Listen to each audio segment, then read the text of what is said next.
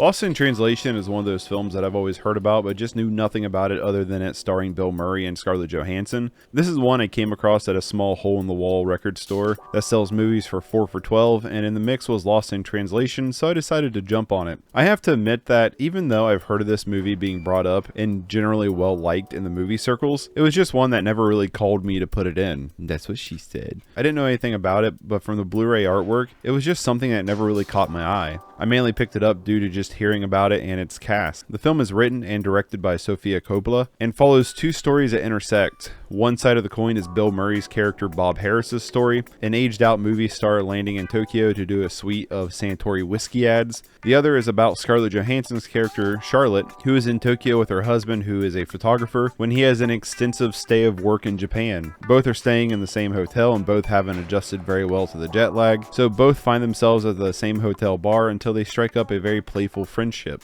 Both characters are basically loners who feel neglected or unimportant in their lives, and they find that in each other as the film follows the two bonding. Something that really helped the flow of the film is that it feels very unscripted, but somehow catches an honest look into their relationship as it blossoms, because a lot of the film felt very ad-libbed. I'm not sure how much here is ad-libbed versus scripted, but it kind of reminded me of something like Knight of Cups or Song to Song by Terrence Malick, where its spontaneous nature can create fluid poetry, but unlike those two films, Lost in Translation has more guidance that captures that feeling and pulls more of a narration out of it. There's a sense of loneliness from both characters when they don't share screen time together. When they're not together, we either follow Bob or Charlotte as they wander around Tokyo trying to find something to fill their time. Bob is in a loveless relationship whose movie career has faded out. He feels unneeded by his kids, and moments where he talks to his wife on the phone, he just feels so passionless, even during times where he's trying to find that spark with her. It comes off as artificial, and that same feeling is reciprocated back to him from his wife. Charlotte, on the other hand, feels worthless with no direction in her life. Her relationship to her husband John is turning out not what it seems to be. She comes on this trip to see Tokyo and spend time with him, but he's constantly gone for work. But even when he's not on a shoot, he's either sleeping or meeting with other people about another job. There's even a time her and John run into a famous actress that John has shot before, and they connect so much more lively than her and John, leaving Charlotte to question her love for him and her place even more. This builds to a point in the film where two characters almost just look for reasons to spend time with each other so they can fill the role that they need desperately. It's almost sad when you think about it, but the film plays it off as almost like a romantic honeymoon phase every new couple goes through.